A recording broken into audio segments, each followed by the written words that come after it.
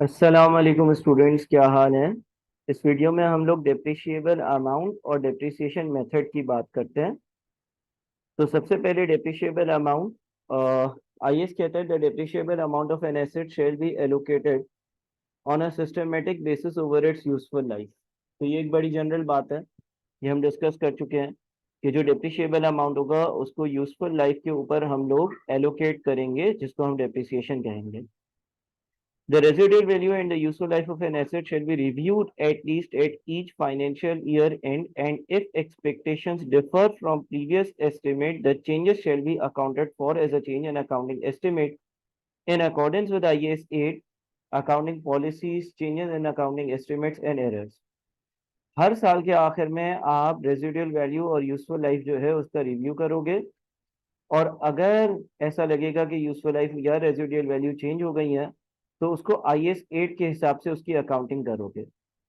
At the moment हमने IS 8 नहीं पढ़ा, बस आप ये याद रखें कि अगर साल के एंड में रिव्यू करने से ये पता चलता है कि यूजफुल लाइफ या रेजिडुअल अमाउंट में कोई चेंज है, तो उस केस में हमें कुछ रिविजन्स करने होंगे, जिसको हम चेंज इन अकाउंटिंग एस्टिमेट्स कहेंगे। Depreciation is recognized even if the fair value of the asset exceeds its carrying amount. Depreciation उस सूरत में भी लगेगी जब डेप्रिसिएशन की जब एसेट की फेयर वैल्यू यानी कि जितने का वो कह लो कि बाजार में अवेलेबल है, वो वैल्यू उसकी कैरिंग अमाउंट से ज्यादा हो। कैरिंग अमाउंट यानी कि net book value. As long as the asset's residual value does not exceed its carrying amount. कब तक करोगे? जब तक एसेट की जो रेजिडुअल वैल्यू है वो उसकी कैरिंग अमाउंट से ज्यादा ना हो जाए। यानी कि हमें डेप्रिसिएट जो करना है ना, वो रेजिडुअल वैल्यू तक लाकर करना है। जो हम एग्जाम्पल में पहले करते थे, cost minus residual value 5 lakh minus 1 lakh, तो एसेट की कैरिंग अमाउंट 1 लाख पर आ जाएगी, डेप्रिसिएशन रुक जाएगी। Repair and maintenance of an asset do not negate the need to depreciate it. अगर रिपेयर एंड मेंटेनेंस का खर्चा है तो इसका मतलब ये नहीं है कि आप डेप्रिसिएशन नहीं करोगे। Depreciable amount of an asset is determined after deducting it's residual value. Depreciable amount की डेफिनेशन हम पहले ही देख चुके हैं।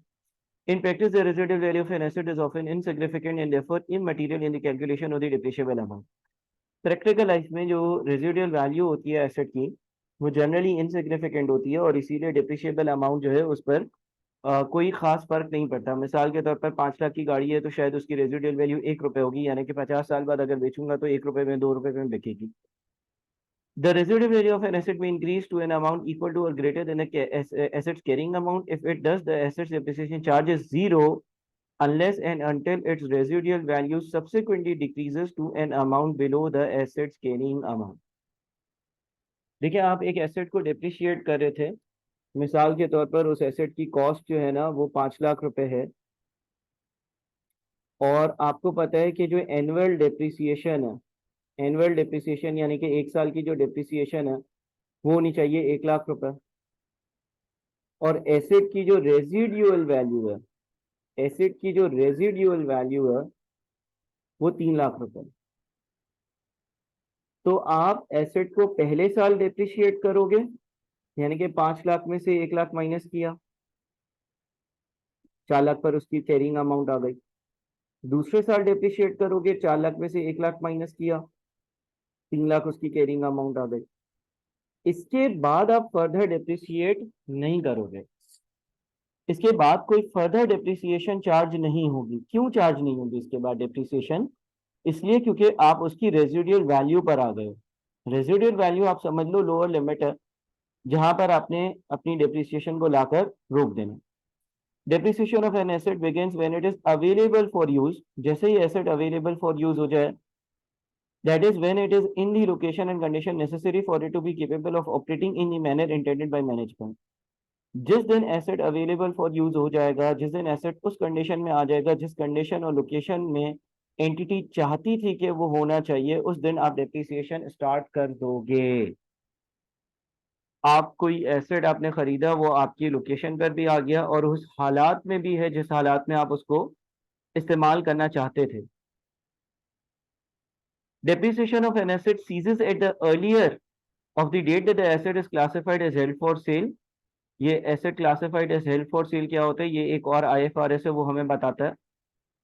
तो ये बात की एक लिंक चीज है, लेकिन जैसे ही कोई एसेट हेल्ड फॉर सेल में क्लासिफाई हो जाता है तो हम उसकी डिप्रिसिएशन रोक देते हैं। और included in a disposal group that is classified as held for sale in accordance with IFRS 5 and the date that the asset is derecognise. Derecognise करने का क्या मतलब होता है, ये अभी आगे आएगा, लेकिन आसान लफ्जों में डी रिकॉग्नाइज करने का मतलब है एसेट को बेच देना। तो वो ये कहते हैं कि डेप्रिसिएशन आप रोक दोगे किस दिन? अर्लियर। अर्लियर यानी कि पहले वाला दिन। किन दोनों में से पहले वाला दिन? जिस दिन आप एसेट को रिक्लासिफाई कर दो एज हेल्ड फॉर सेल, या फिर उसको डी रिकॉग्नाइज कर दो यानी कि अपनी किताबों से निकाल दो। जब ऐसा होगा उस दिन आप अपने एसेट की डिप्रिसिएशन करना रोक दोगे। Therefore, depreciation does not cease when the asset becomes idle or is retired from active use unless the asset is fully depreciated. फिर वो बोलता है इसलिए अगर कोई एसेट आइडल है या वो रिटायर्ड फ्रॉम एक्टिव यूज है यानी कि एक्टिवली यूज नहीं हो रहा, तो उसकी डेप्रिसिएशन नहीं रुकेगी। आपने एक मशीन परचेज करी और वो मशीन जो है वो आइडल पड़ी हुई है यानी कि कोई काम नहीं है और इसलिए आप उसको इस्तेमाल नहीं कर रहे हो, तो आप उसकी डेप्रिसिएशन नहीं रोकोगे। डेप्रिसिएशन उस दिन रोकोगे जब आप उस एसेट को अपने बुक से डी रिकॉग्नाइज करते हो यानी कि निकाल देते हो, या आप उसको हेल्ड फॉर सेल की IFRS 5 की क्लासिफिकेशन में लेकर जाते हो।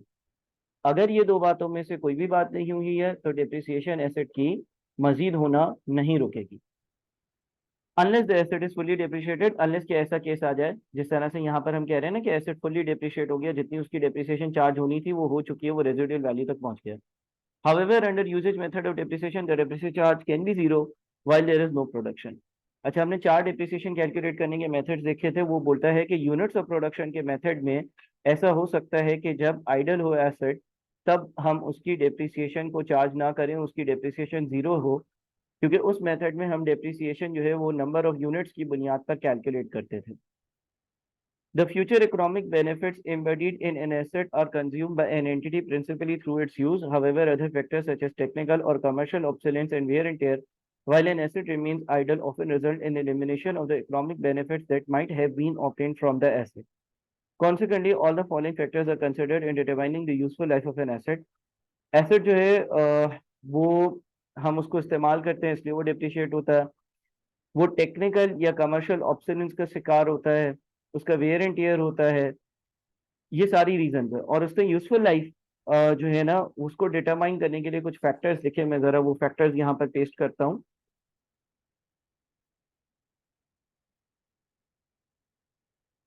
अच्छा जी,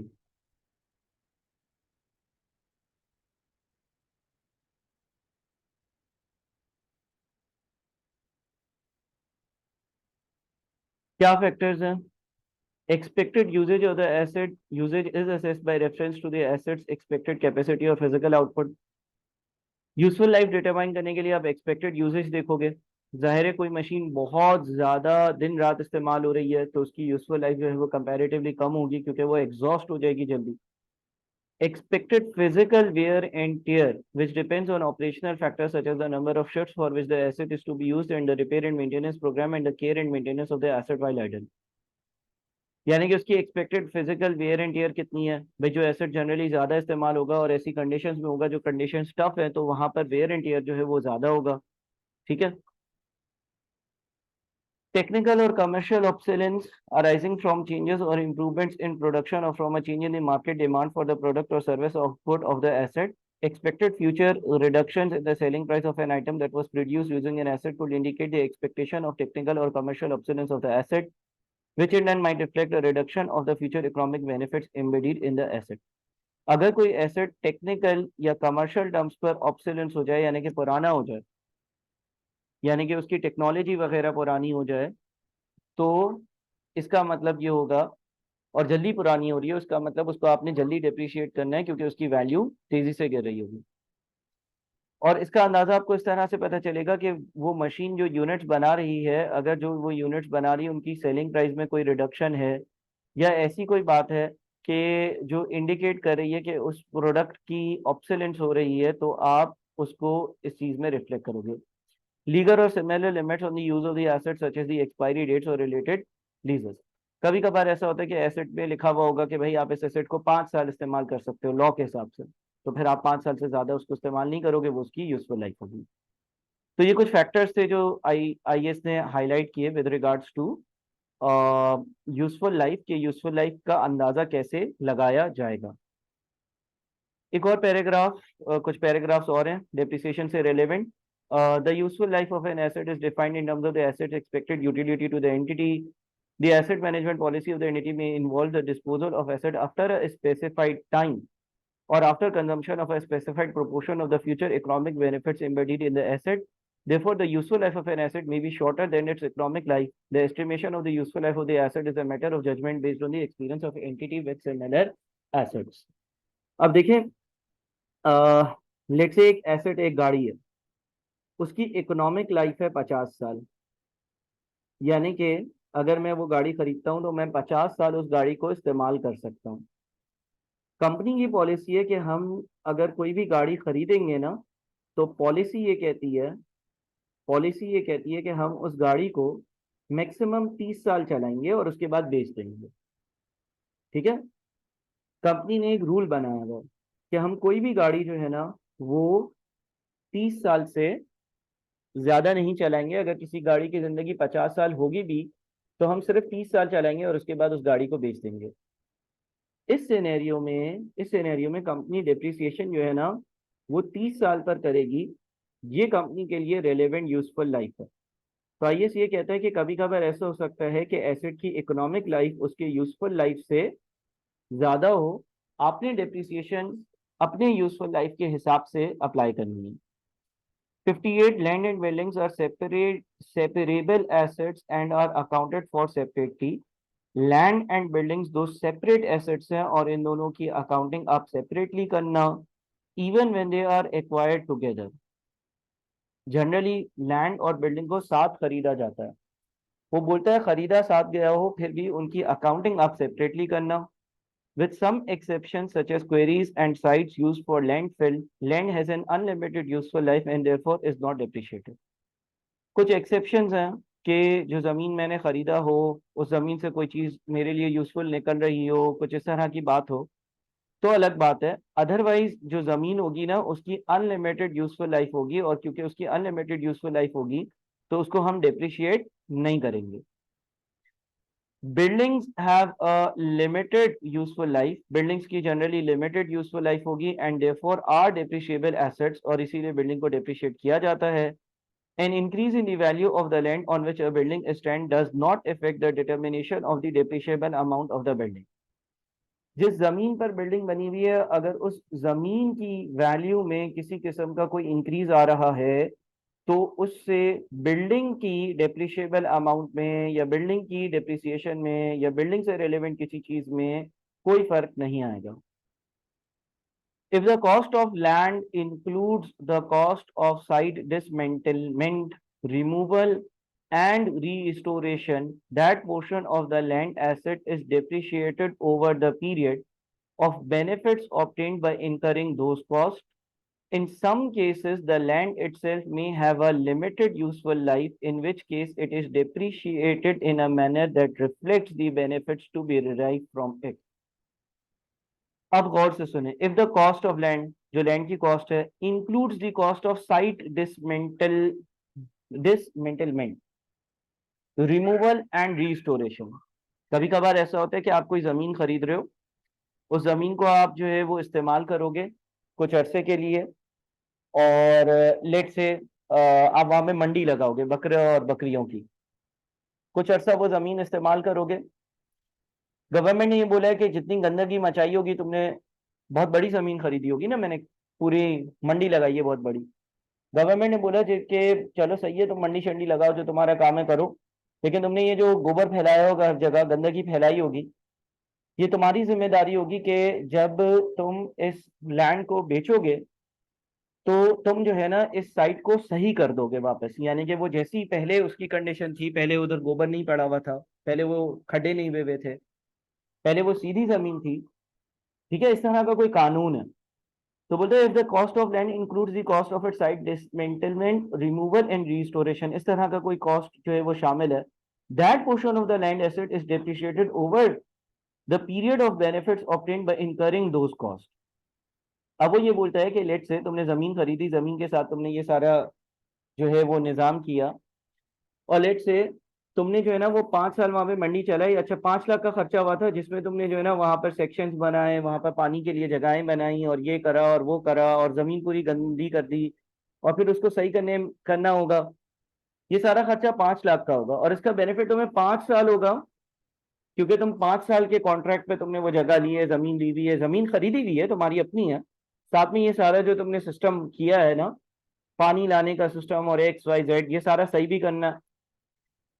तो अगर मुझे इस 5 लाख के खर्चे का 5 साल बेनिफिट मिल रहा है, तो इस खर्चे को मैं अलग से as a depreciation expense charge कर सकता हूँ।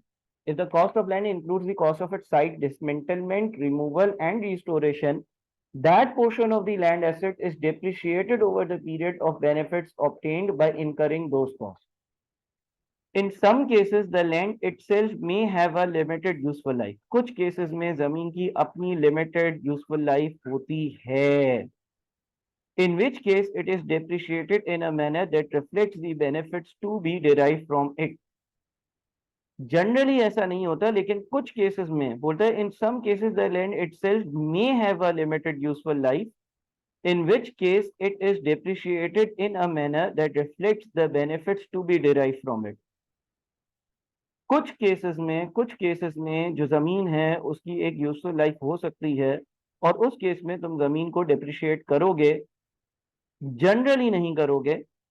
ये जनरली ये वाला केस कब आएगा? जब तुमने कोई जमीन खरीदी है 100 सालों के लीज पर, और उसके लिए तुमने 5 करोड़ रुपए पे किए हैं, तो 100 सालों पे उसको आप डेप्रिशिएट करोगे। ठीक है जी। तो ये कुछ मजीद पैराग्राफ्स थे आपकी नॉलेज बढ़ाने के लिए। अब इस IAS में इम्पेयरमेंट के कुछ पैराग्राफ्स हैं, वो IAS 36 से रेलिवेंट है, उसको अभी हम डिस्कस ज्यादा नहीं करते। डी रिकॉग्निशन और डिस्पोजल के एरिया को हम डिस्कस करेंगे अगले लेसन्स में, और उसके बाद फिर हम पास्ट पेपर्स इंशाल्लाह स्टार्ट कर देंगे। Thank you so much.